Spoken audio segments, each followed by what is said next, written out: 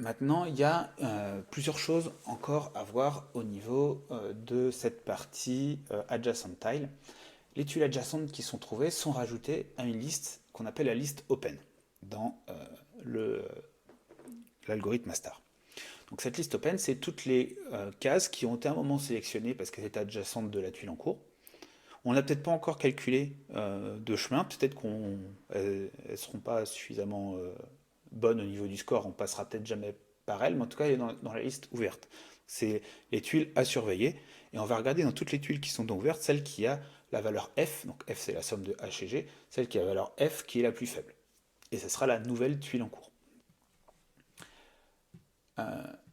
Et donc, on va lui dire, une fois qu'il a fini une étape, on veut calculer cette nouvelle tuile en cours et on veut mettre l'ancienne, cette fois-ci, dans une liste qu'on appelle la liste close, la liste fermée, et on va dire qu'on n'y reviendra jamais dessus. Donc on est parti, on va créer du coup ici deux listes qui vont être close et open. Et vu que c'est des listes de tuiles, on va aussi mettre des objets SPL Object Storage. On va dire qu'ici, on va les instancier au moment du construct. Hop, pas besoin d'être nullable. Hop, qui passe en vide. Donc on a bien ces listes. Donc ce qui est important, c'est que la première tuile là-dedans, c'est finalement ma start. Hop, donc this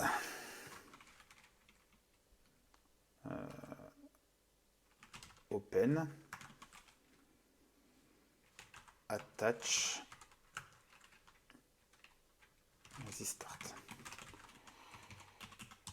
Peut-être pas forcément nécessaire parce qu'on va se baser sur current. Pour le premier tour, c'est pas vraiment nécessaire de la mettre dedans, mais c'est pour qu'on comprenne bien le principe. Ce qui est important, c'est surtout ici, on va, une fois qu'on a récupéré les tuiles adjacentes, on a calculé G, on va calculer H. Pour chacune de mes tuiles, donc adjacent tile F, c'est égal à H plus G.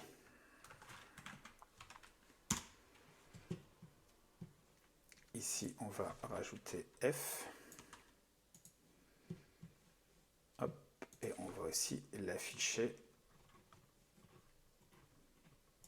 ici. Ok.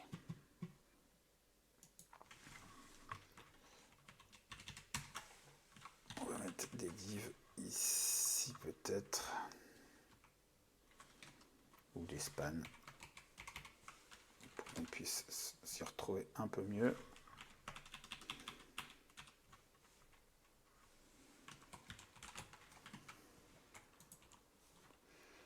Et on va lui dire ici, si tu as un span, tu lui mets un background color, hop, comme ça, un padding,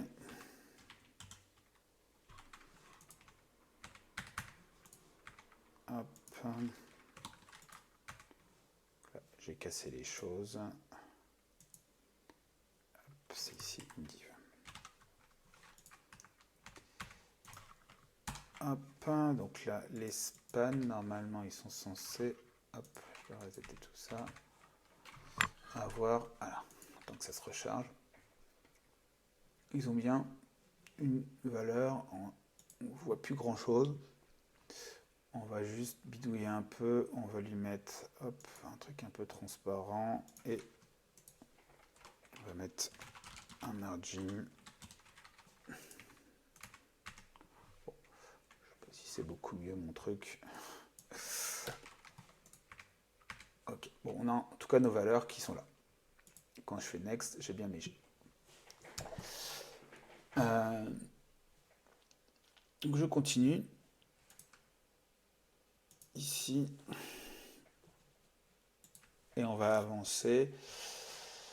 Donc j'ai calculé mon F, il faut maintenant que je calcule quelle est la tuile qui a le score F le plus faible, puisque ça va être ma nouvelle tuile. Et il faudra que je revienne encore sur G, parce que mon calcul n'est pas tout à fait terminé. Bon, je peux le faire maintenant d'ailleurs, si je dis pas de bêtises. C'est que la G, c'est pas tout à fait la distance entre la tuile adjacente et la current taille, mais c'est la somme de toutes les distances cumulées depuis start. Donc la distance G, finalement, c'est la distance G actuelle plus la nouvelle distance. Ce qui me fait dire que je pourrais peut-être ici plutôt lui mettre un 0. Je ne sois pas embêté comme ça. En valeur par défaut, je vais mettre 0 partout. Hop, il faut que je reset mon objet. Voilà. Donc là, si j'avance, il va me mettre impossible de convertir ligne 35. Donc G, c'est, hop, et là.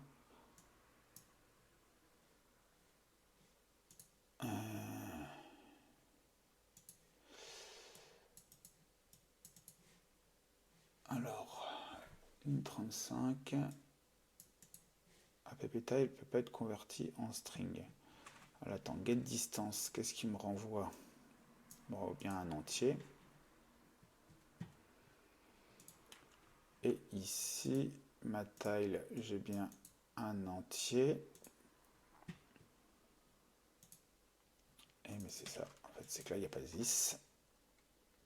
Ah. On va y arriver. Ok. Si je fais next, j'ai bien des choses qui se changent ici. Là, j'ai 20 et j'ai bien mon F qui s'est mis à jour.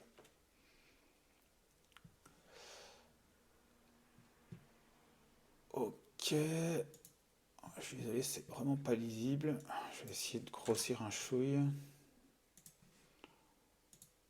Ok. Et sur mes divs,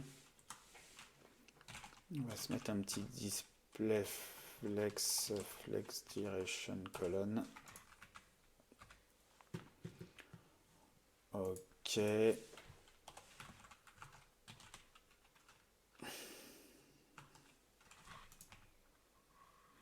Ok. Si je mets plutôt un display grid. Ouais, non. Ok, j'ai toutes mes valeurs. Je vais juste diminuer un petit peu. Juste, hop, optimiser un petit peu l'affichage. On va enlever ça. Et on va lui mettre directement une virgule ici. Donc on a les coordonnées. Et H, G et F ensuite.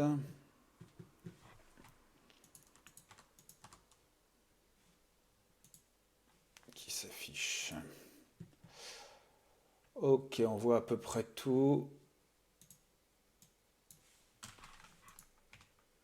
Ok, bon. On est pas mal. Donc, on voit que j'ai bien mes valeurs qui se mettent à jour ici quand je fais next. Mais par contre, vu que je ne change pas current, c'est assez intéressant, ici, j'ai pas encore changé current, et donc du coup, il reste à start, et on voit qu'à chaque fois, bah, il recalcule le nouveau G qui cumule aux autres. Donc ça fonctionne plutôt. Mais maintenant, je voudrais changer current à chaque fois, c'est plus logique. Donc je remets sur Pathfinder, et on va aller ici sur le calcul de ma current. Donc public function get current tile. Hop, on va mettre ça private. On va mettre update current tile plutôt. Donc une fois que j'ai fait ça, j'appelle update current tile.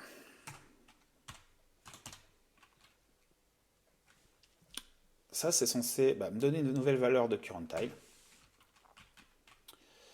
C'est censé aussi mettre l'ancienne dans du coup la liste des clauses.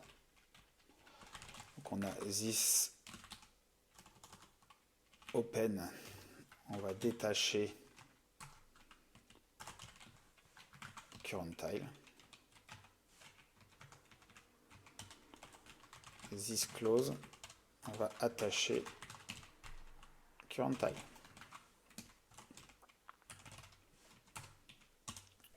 Et maintenant, on va donner une nouvelle valeur à current tile.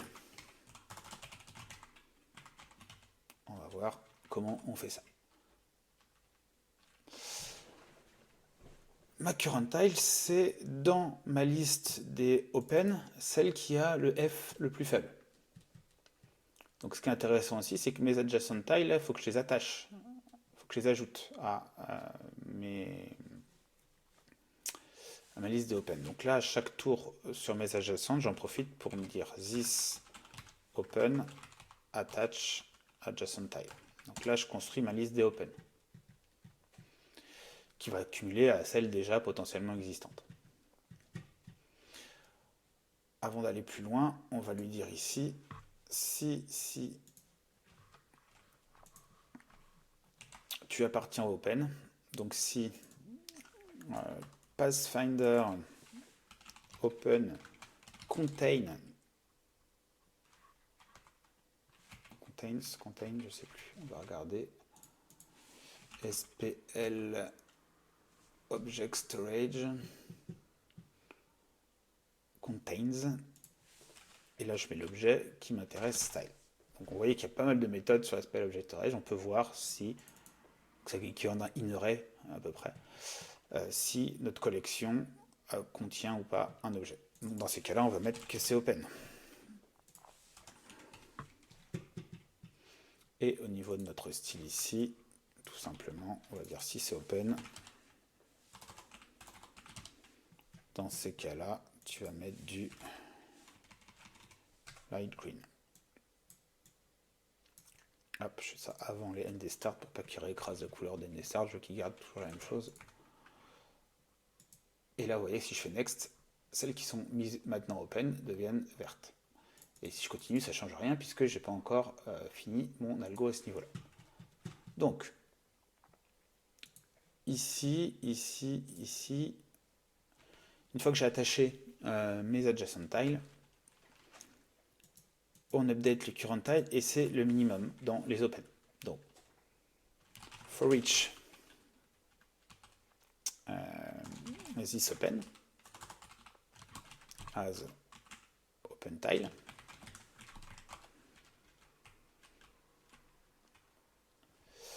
et on va dire que si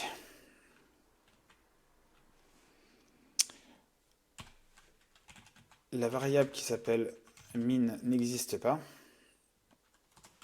c'est que c'est la première, je suis au premier tour. Dans ces cas-là, on va faire que le minimum, c'est la valeur f de ma première tuile.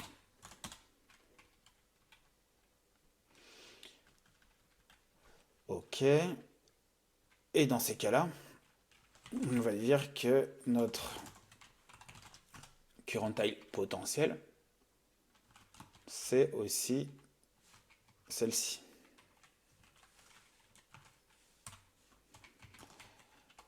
Maintenant, si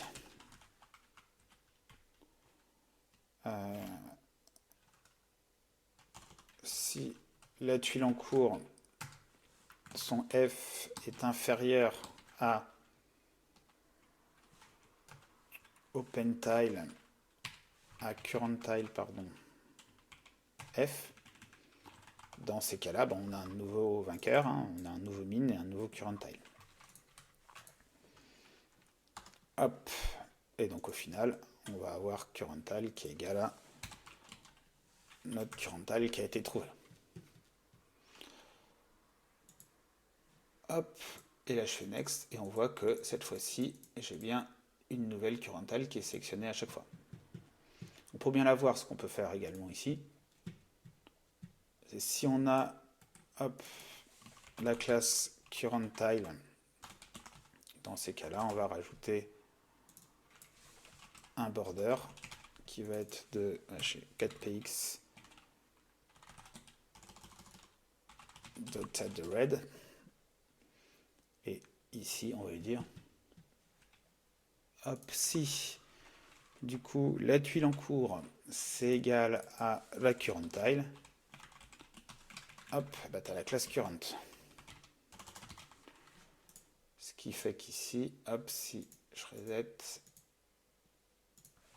qu'il faut bien se mettre à jour, normalement je dois avoir une classe current. Ah, je l'ai appelée current tile, on va pas y arriver. Et on voit qu'elle se met bien en rouge ici. Donc là c'est bien au départ celle-ci. Et après, on voit qu'on a la nouvelle current tile qui apparaît ici. Celle qui a le corps F le plus faible.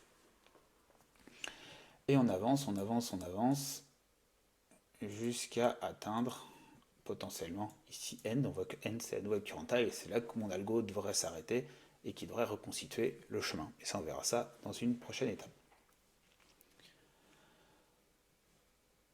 Donc maintenant qu'on a réussi à avoir ce calcul de notre current tile, même s'il y aura peut-être des petites choses à ajuster au fur et à mesure, on va pouvoir avancer encore justement sur la partie qu'est-ce qui se passe si j'arrive à end. Donc si j'arrive à end, donc, je reprends juste un petit peu l'algo, donc là j'ai 74, si je fais next, on voit que je perds la couleur là, j'ai un petit souci je pense au niveau juste de mon affichage. Ah oui c'est ça, c'est que j'ai pas géré le cas, où, en fait là elle est plus en vert parce qu'elle est passée dans la liste close, on avait géré ça aussi. Donc ici, juste à limite, si tu fais partie de la liste close, tu prends la classe close, et donc du coup si tu as la classe close, on va te mettre une nouvelle couleur.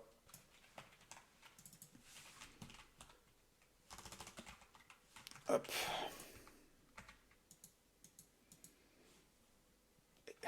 Si je mets pas close, ça va pas aller. Et voilà, on a bien la liste des clauses, on est pas mal. Ok.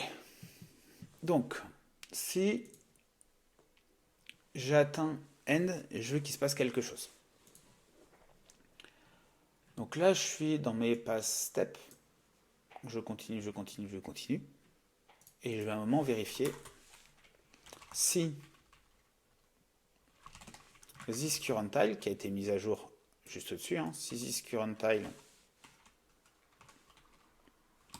est égal à this end,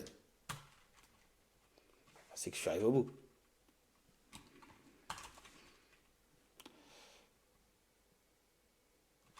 Pour l'instant, je vais juste faire un petit throw. Chemin trouvé. On va voir si ça marche. On avance. Hop. Et là, j'ai bien chemin trouvé qui est levé. Hop. Et quand j'ai trouvé le chemin, là, je vais pouvoir reconstruire le chemin inverse. Et pour reconstruire le chemin inverse, il faut que j'enregistre à chaque tour de mon algo quelle était la tuile parente. Donc là, pour mes tuiles adjacentes, on voit que la tuile parente, c'était celle-ci. Mon deuxième tour, ma current tile, c'est celle-ci. Donc là, hop, les nouvelles qui sont trouvées, ces trois-là, leur nouvelle tuile parente, c'est la nouvelle tuile en cours, etc., etc. Bien entendu, on va pas avoir récupéré celle-ci normalement. Ce que j'ai pas fait ici dans mon algo. Quand je fais mes tuiles adjacentes, je veux pas récupérer une tuile adjacente qui aurait déjà été close. Donc ici, on va lui mettre dans mes get adjacent tile. Tac, tac, tac. On récupère. Si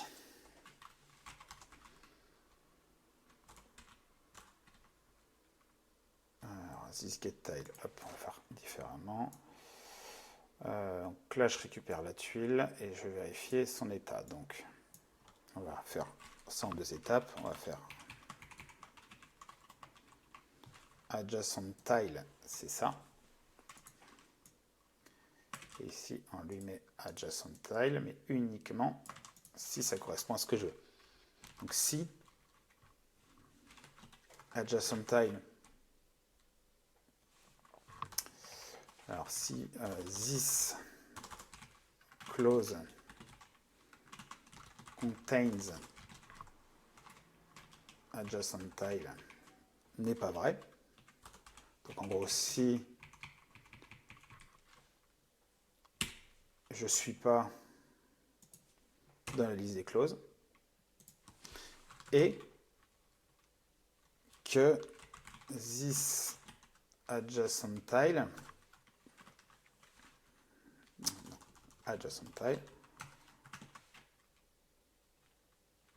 traversable. Qu'est-ce que c'est ça? Ça va être, est-ce que je suis sur un mur ou pas? Donc on va rajouter une nouvelle propriété à tile. Public bool traversable qu'on va mettre ici à true par défaut. Par contre, si je veux à un moment donné qu'il y ait des tuiles qui ne soient pas traversables, je pourrais l'indiquer et dans ces cas-là, je n'irai pas les récupérer non plus. Donc, au niveau de l'affichage, comment ça va se passer? On va essayer de faire ça tout de suite. Je vais revenir ici et je vais lui dire attention. Ok, on va faire un coup de Pathfinder getTile et on va prendre par exemple la 4.2. Hop. Et elle n'est pas traversable. Ici, pour qu'on le voit, on va lui dire si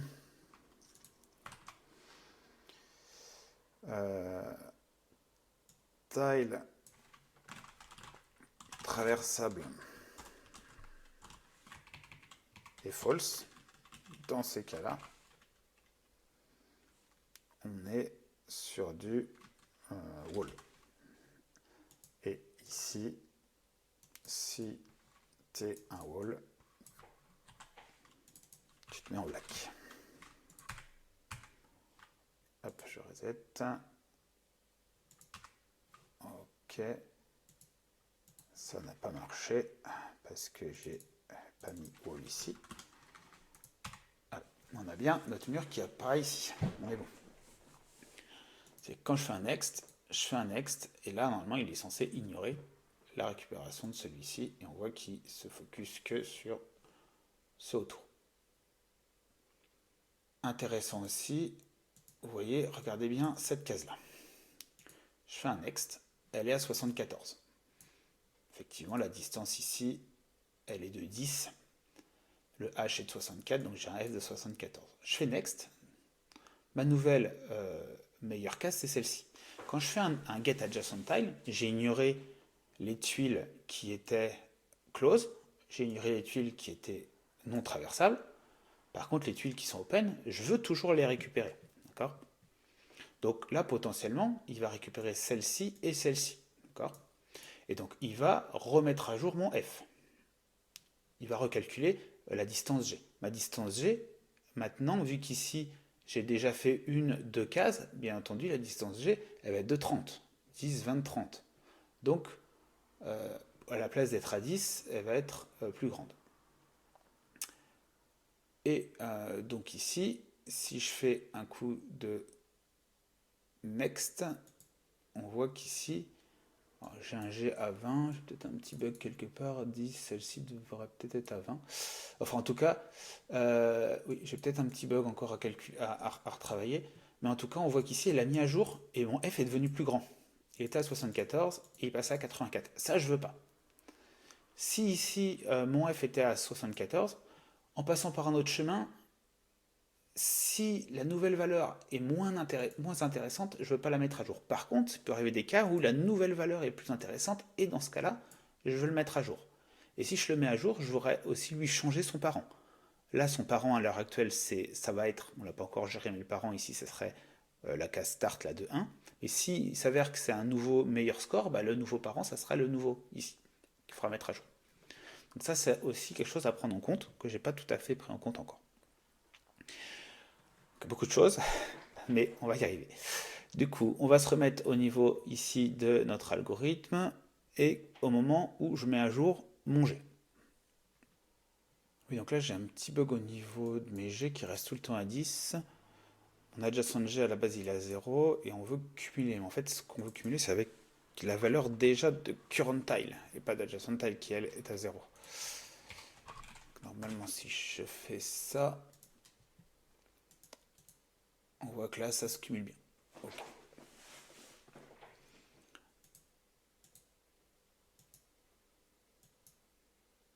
Hop. Et donc on continue. On avait dit également qu'on voulait pas mettre à jour notre tuile adjacente si le score était moins bon. Là, c'est plus forcément le cas. Hop, mais ça peut arriver. Donc là, on va se dire que notre, euh, notre G, on va le mettre à jour que si il est, euh, que si il est meilleur. Donc si new G, on va calculer new G. New G, c'est donc ça. Hop. Si new G est inférieur à la valeur actuelle, dans ces cas-là et uniquement dans ces cas-là, on met à jour. C'est new G.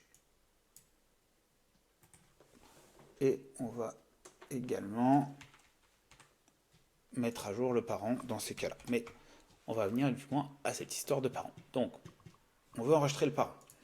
Ici, dans mes tuiles, on va créer un public tile parent qui vaut nul. On peut ne pas avoir de parent. Donc, si je récupère des tuiles adjacentes et que dans cette tuile adjacente, je suis dans le cas où j'ai bien un G qui est meilleur que l'existant, je mets à jour mon G. Attention cependant, de base mon G vaut 0. Donc je ne serai jamais meilleur que quand il vaut 0. Donc si adjacent tile G différent de 0,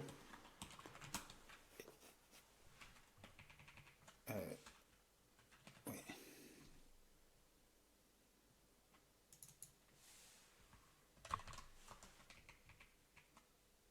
Non, si ça vaut 0 ou que c'est mieux, là je mets à jour.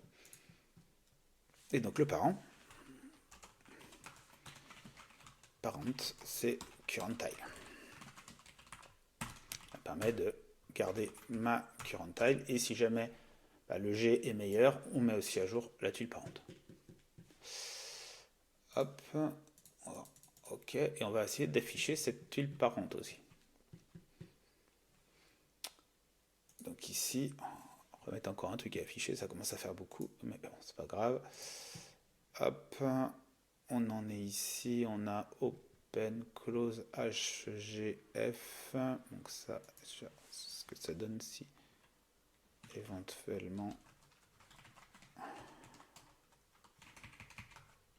je crée un span pour tout ça.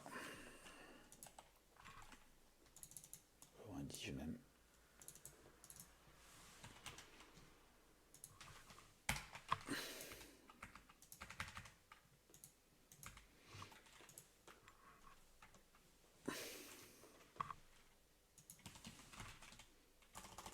Hop.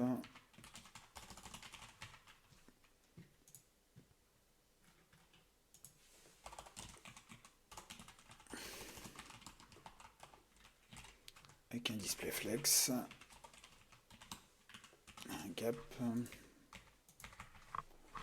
je reset.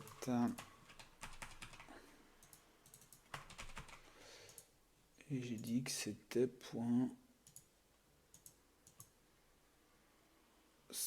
encore. Hop. Et là, on est dans la div qui est un point score est censée avoir un display flex.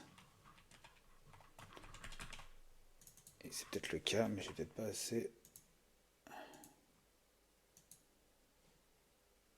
de largeur. Je vais enlever ça. On va lui mettre un font size à 0,8 rem.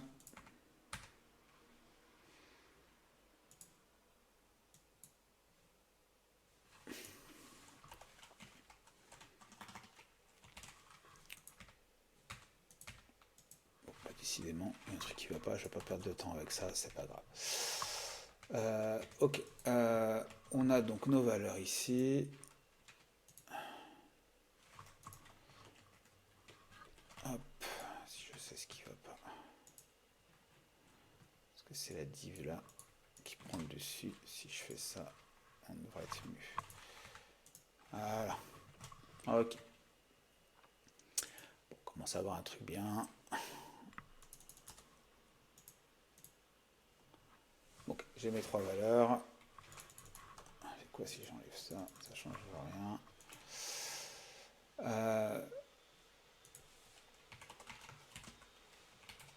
On va mettre un coup de wrap. Voilà. On est bien. Allez, j'enchaîne avec le parent. Et donc ici, je veux afficher aussi. On va faire un nouveau span. Tile parent.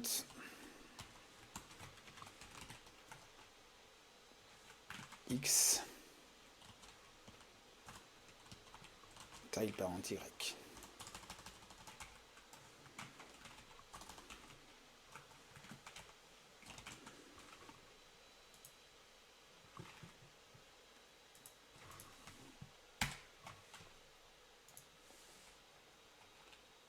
Et ça uniquement si ça existe. On va mettre. On va faire un if. If set tile parent. Parce que c'est nullable. Dans ces cas-là, on affiche ça.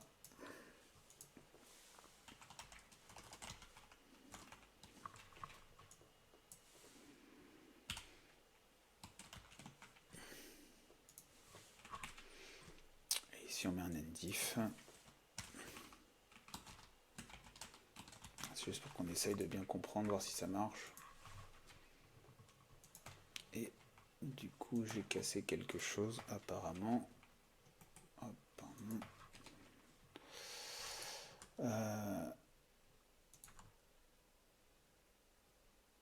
Tac, donc je suis dans un span, j'affiche ça, on l'affiche pas,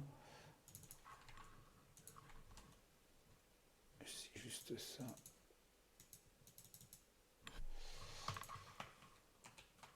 Ok, qu'est-ce que j'ai cassé? J'ai dû oublier de fermer une div quelque part.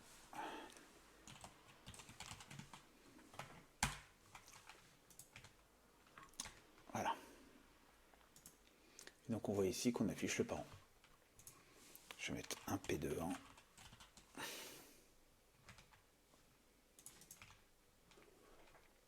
Donc là le parent c'est bien 2,1. Celui-là le parent c'est bien 3,1. Là ça reste bien 2,1. Et on enchaîne comme ça. Jusqu'à ce qu'on atteigne du coup le fameux... je sais pas ce qui s'est passé. Le fameux end. Donc là... Pathfinder 1.82.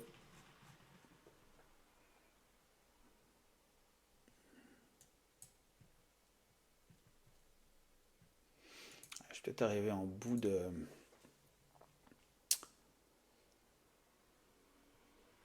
Adjacent tile devait être nul. Ouais. Donc là, si adjacent tile est pas nul, parce que si je suis en bord de carte, bah, adjacent tile n'existe pas.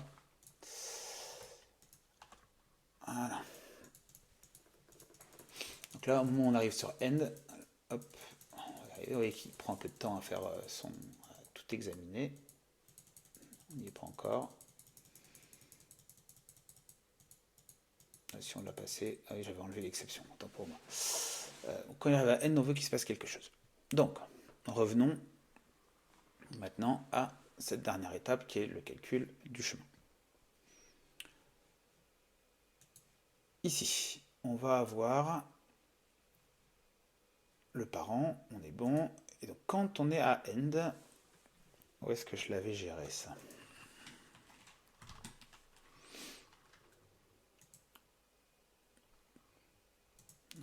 Je l'avais retiré.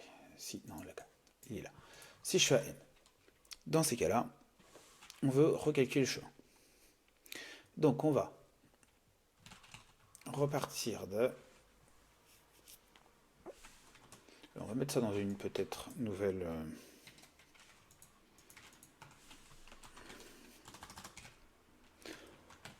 fonction qu'on va appeler checkEnd.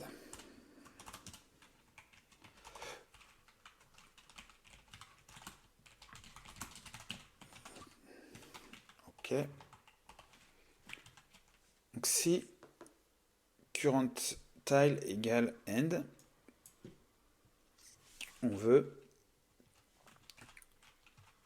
repartir de notre nouveau current tile, qui est n.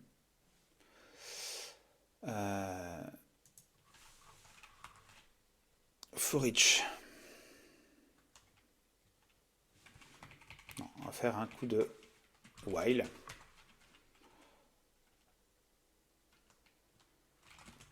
Tile est différent de start. Donc, tant que tile est différent de start. Et on a tile qui est égal à current tile. Donc égal à end. Donc on peut mettre à end, peu importe. On arrive à end. Et tant qu'on n'est pas revenu à start, on boucle. Et on va avoir pass tiles. On va créer notre tableau. On va lui mettre dedans. On va peut-être faire une collection. Pass tiles.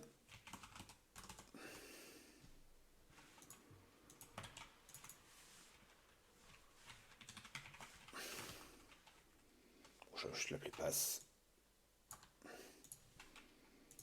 Final pass peut-être. Ou pass. Ouais, c'est grave. C'est le chemin calculé. Donc là, on va lui dire que this pass, on lui attache tile parent. Et this tile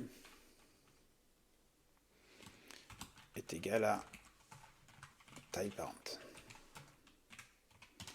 Donc le chemin, on lui attache la tuile parente ou la tuile en cours. Donc on attache celle-là et on remonte jusqu'à arriver à la tuile parente. Et donc on calcule this pass. Et donc jusqu'à ce qu'on arrive à start.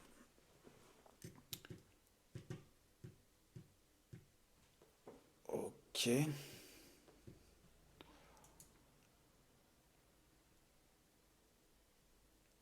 On va l'appeler plutôt... On va faire différemment. On va juste créer une méthode checkEnd qui va juste nous renvoyer ça.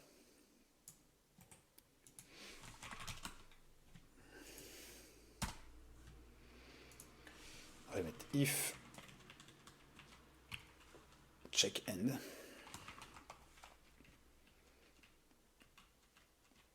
Dans ces cas-là, on va faire un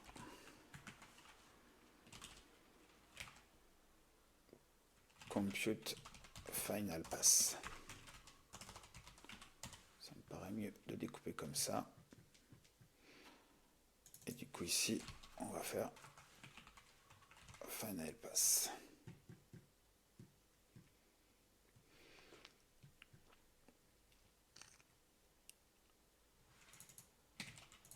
je fais ça parce que ici,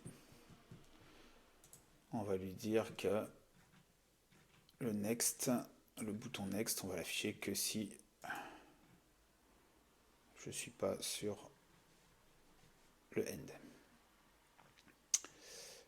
Hop, on peut lui mettre comme ça. Si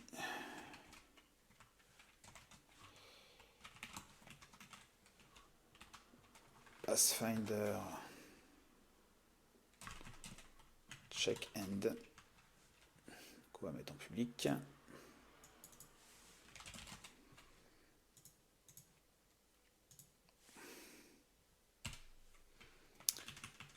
Tant que c'est pas vrai, on va afficher le bouton next.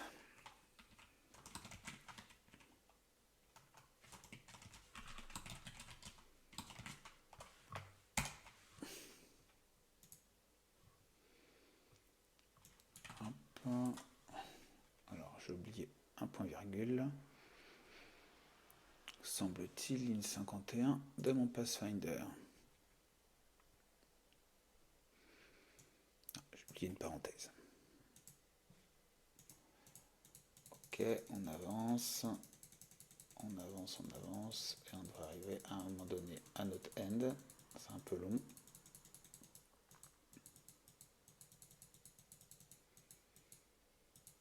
Tac, et là j'ai bien mon ex qui a disparu.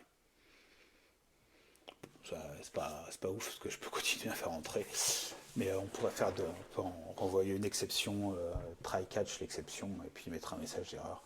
Mais bon, l'idée ça peut être utile d'avoir cette petite fonction de check-in.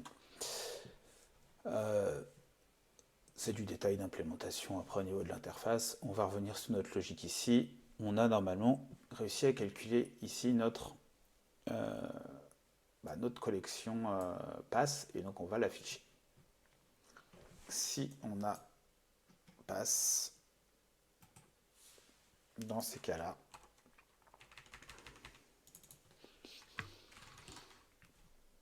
on va afficher, pas si un light, cyan, c'est peut-être pas mal, très, on va mettre un truc un peu plus haut. Ok. Et donc du coup, au niveau ici, si tile appartient, on va mettre plutôt ça là, à la collection passe, dans ces cas-là, c'est le type passe. Et ok. Et donc du coup, il écrasera les autres. Et là, on voit qu'on a bien notre chemin qui apparaît. Et on est pas mal. Si je rajoute 2-3 autres murs, pour voir si ça fonctionne bien. Alors je vais me mettre ici, je vais rajouter un mur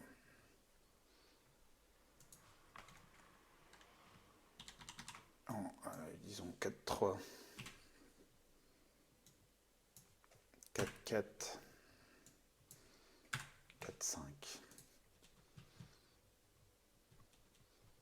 Logiquement, il devrait passer par là. Et il cherche, il cherche, il cherche. Il se rapproche.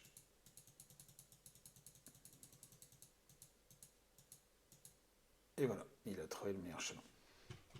Donc on pourra faire aussi une petite méthode qu'on va appeler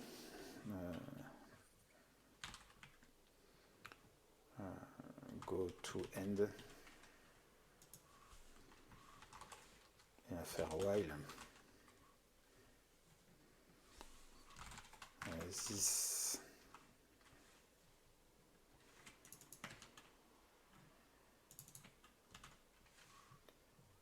check end égale false.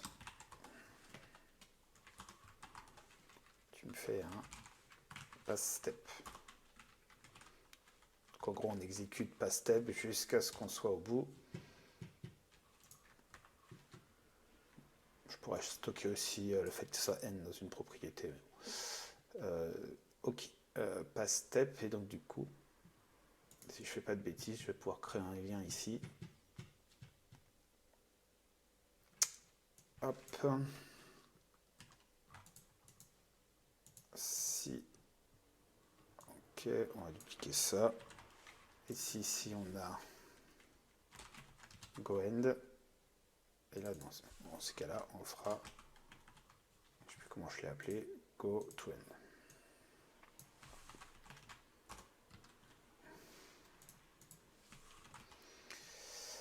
Hop, et donc du coup ici, on va recréer un go to end. Ok. Donc là, je peux faire des next, mais si je fais go to end, bam, il va directement jusqu'à la fin parce qu'il a répété next step jusqu'au bout. Et donc, on peut continuer à rajouter des petits murs.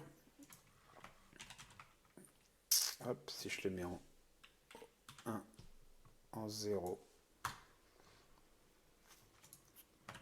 également en 8 et 9, et en 6, en gros, juste un trou, et que je fais go to end, on voit qu'il va bien passer par le bon chemin. Donc on a terminé l'implémentation de notre algorithme Astar. Ça nous a pris une petite heure et demie quand même, une bonne heure et demie. Bon, j'espère que c'était suffisamment clair, que ce type de contenu vous a plu. C'est une implémentation, encore une fois, qui est très simple. J'aurais pu faire aussi du TDD pour simplifier un petit peu, enfin pour m'assurer que tout fonctionne bien comme il faut. Il y a plein de choses qui seraient optimisables, mais je pense que l'idée c'était vraiment de comprendre cette implémentation avec le passage GHF, la récupération du parent et le calcul du chemin final quand on est arrivé au bout. Donc au final, c'est pas un algorithme qui est si compliqué que ça. On s'en sort à 150 lignes de code. Côté du Pathfinder, on n'a rien au niveau des tuiles. Vraiment un objet où il n'y a quasiment rien. Et au niveau de l'affichage, on a même pas 100 lignes, c'est pareil, avec un peu de CSS, une cinquantaine de lignes de CSS. Voilà. Bon, j'espère encore une fois que ça vous a plu, et je vous dis à bientôt pour une prochaine vidéo. Merci.